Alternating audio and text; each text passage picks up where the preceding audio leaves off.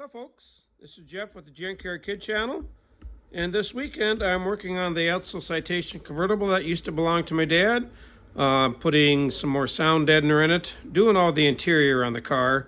Also, once I got it apart, I recalled he had trouble with one top cylinder, that it was leaking. So I ordered all new top cylinders and the motor and hoses. So I'm going to do a little video showing on bleeding that system and getting it hooked up. And hopefully we'll get to watch top go up and down. So you just hold on and we'll get back to action here. Okay, here are the old pieces I'll show you. We got the old top motor. That actually was working, but it's 60 plus years old. The new system recommends brake fluid, so I figured instead of trying to flush it out and everything and get it working and then have it fail in a year or two, we just replaced it. These are the old cylinders. If we would pull the shaft out, you could see there would be rust pitting in them, which is why they leaked. Plus, my dad did probably not the best repair, but hey, it lasted for over 40 years. Clamped the hose here, which probably isn't recommended for a hydraulic hose, but I'll say that was back when hose clamps were made decent, not some of the low quality stuff like today. So anyways, we'll get over here and I'll kind of show you the setup and then get my camera set where I can just kind of walk you through it. You got the top motor sitting there. That's mounted. Cylinders aren't in the car as in the installed position. They are all hooked up though. And what they recommend is that you cycle these once or twice until all the fluid is, or all the air is out, and then hook them up and watch the top go up and down. So let me get my camera set up and we'll go through that process.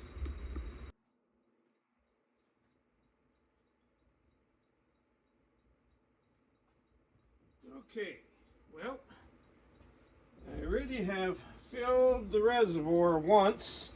Just took a oil can I got, made about 15 pumps, and then realized you take this little thing off, it goes way quicker. So we are filled up the first time. They recommend filling it to the top, of course. To the bottom of this, there's a sight plug here. And I got, I don't know if you can see it or not, a little mix cup that I cut short so that we don't have too much of an, or the oil mess will be contained. Cylinders are here. So let's turn the key on to the right position. And I haven't even tested to see if this motor works yet being hooked up, but it better. Oh, there we go. Now they will move unevenly when there isn't no load on them. So let's get some more fluid in there. And that's basically going to be the process until we're fully bled.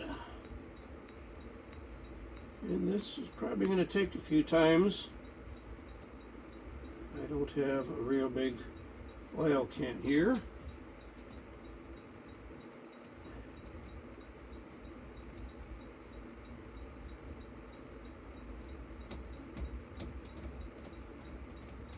Oh, there we go.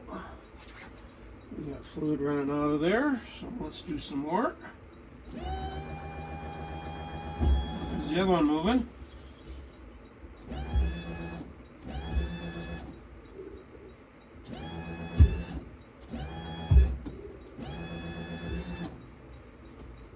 And repeat. This is almost, oh, just about made a bigger mess.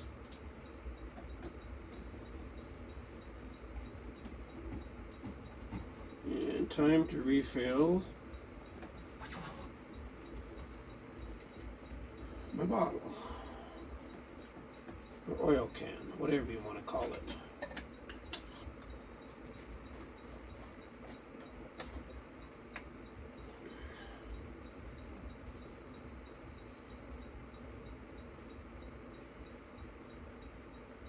And this is just regular old ATF.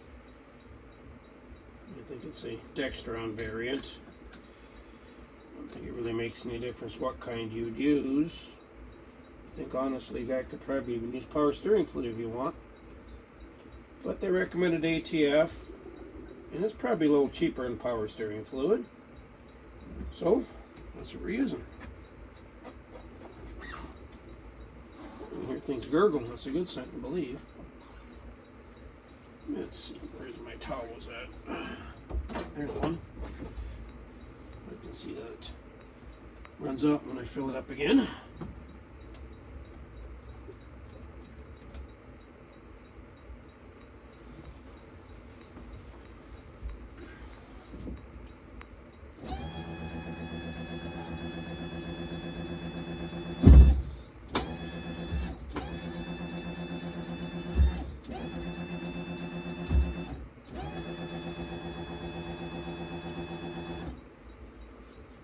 I think we need more juice.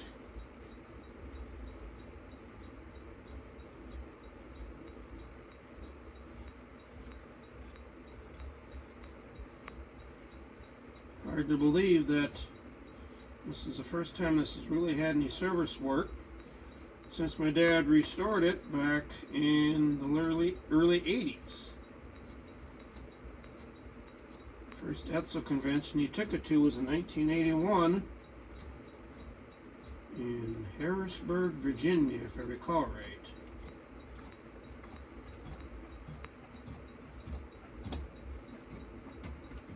Oh, and we're empty again.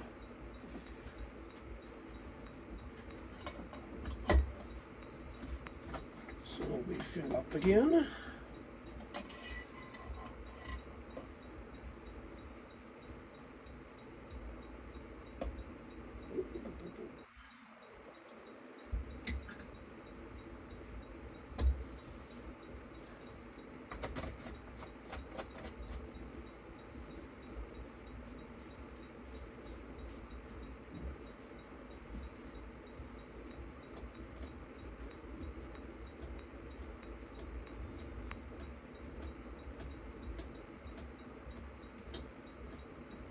That really sucked it down that time.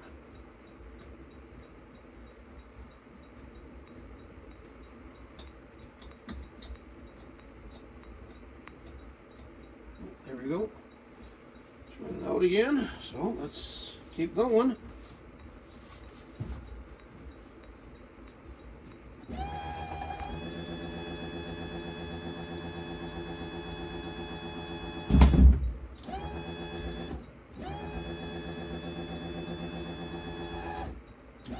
Hear that? The motor is slowed down. That's because we are to the end of our stroke. And that kind of tells me we're getting close to having things ready.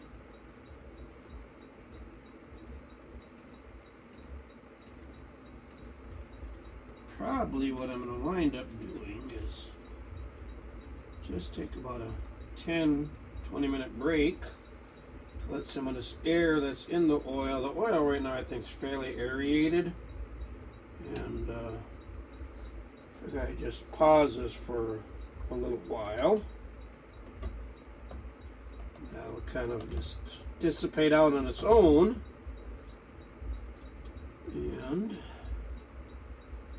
next time you see the video on this thing, you shouldn't be having the top go up and down. While I'm in the pause mode here, I'll show you a short bit. Your cylinder in this particular car, look at oil there. It's not for my cylinders, so that's what we want to make. Something you want to make sure your fittings are all dry. But what I will be doing is run this all the way down. You got an attachment point down here. Well, actually what I'll do is you go like this, and then slip this up into the opening here in this pocket, and it'll be up like that, except the cylinder will be inside of there. Put your pins in both ends, and yeah, we'll do test actually making the top go up and down. So, like I said, I'm going to pause for a bit. And in a little while, we'll be back to watch the top go up and down, hopefully.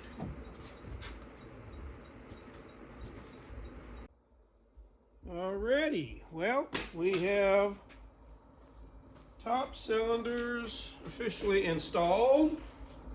I gotta finish up my clamps for my hoses and stuff like that, but we're ready to see how it pulls the top up. I think I got enough clearance up there. I'll have to watch it. If not, I'll have to stop. And I already got the back window unzipped. This particular car, you got to do that, or at least that's how my dad always did it, because the back window actually wraps around the corner here, and I think having it zipped up to open the top of the zipped up would not be so good. So here we go. Holler if it hits the ceiling. Whoop, wrong way.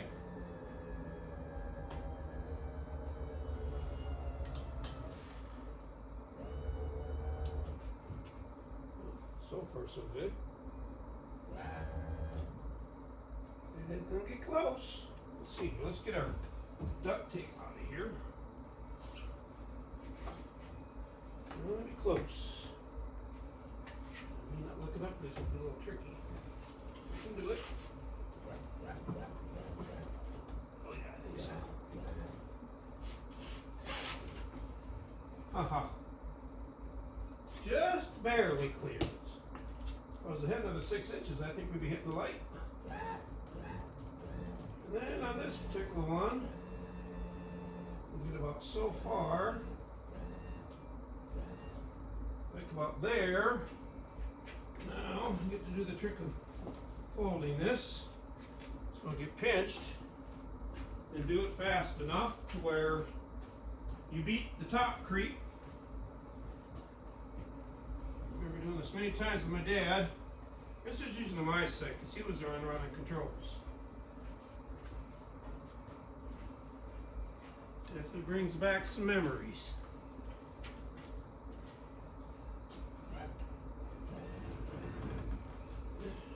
Pull this back a little. Yep.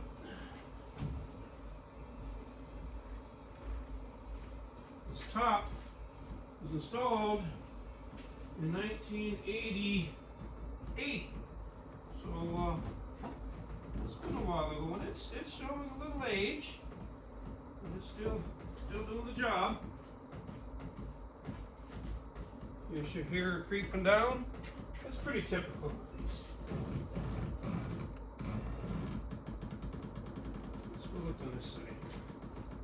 I'm hearing more noises. Maybe I just ain't used to it.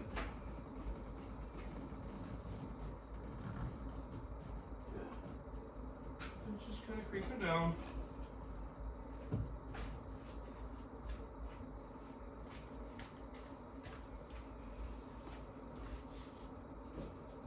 Let's pull this back as much as we can here. So you don't get all pinched with the mechanism.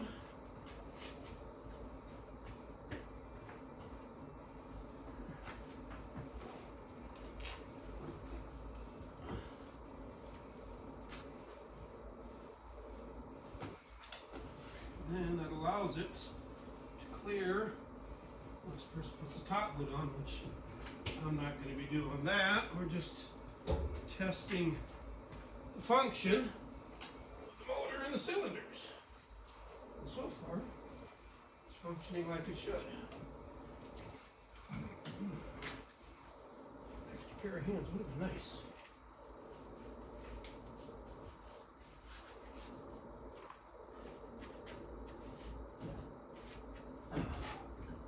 Easy to get to here without no interior. Yeah, that's not too bad. Not going to be able to do that so easy once I get seats in.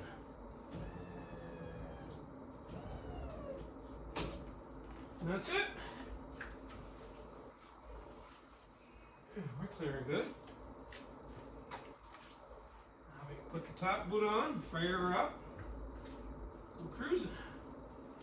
If we had seats in, and if we had a little nicer weather. So So I'm going to run it back up. For those of you that maybe aren't aware, a convertible, it's always best to keep the top up more often than down. Thing is, just imagine now it's all folded up in there and you leave it there for months on end. You go to open it up and you get all the wrinkles and stuff that'll tend to not want to come out, and it's just not good. So up we go, lifting nice and even.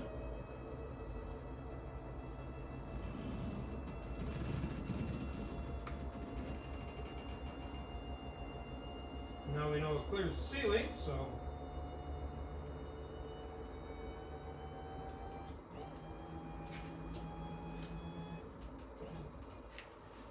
and where did my roll of duct tape go? Because we're going to need that for me to zip my window up. Right here, for the minutes. Thank you.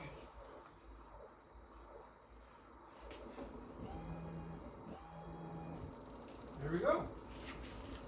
So we now have a functioning top again with cylinders that don't leak. Like I said, I got some odds and ends to button up on that part. My clips, hoses, and my power window stuff hooked back up.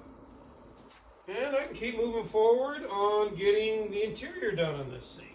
So, till next time, we'll talk to you later.